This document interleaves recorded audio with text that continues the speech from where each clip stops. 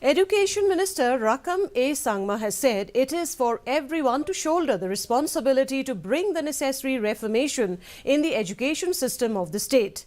He also assured timely disbursement of teachers' salary.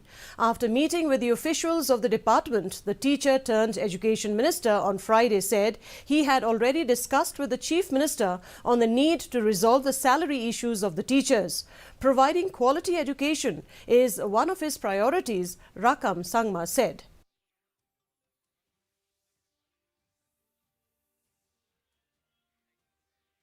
I know the issues of our education. Yes, I don't think I'll be able to solve 100% of all these issues. No, but we will do our best.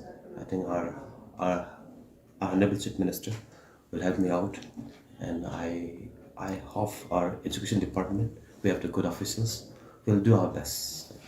Just now, hour back, we had a meeting with all the top officials of the department. We have discussed about this issue, and I hope it's my prayer that that issue will we will be able to sort it out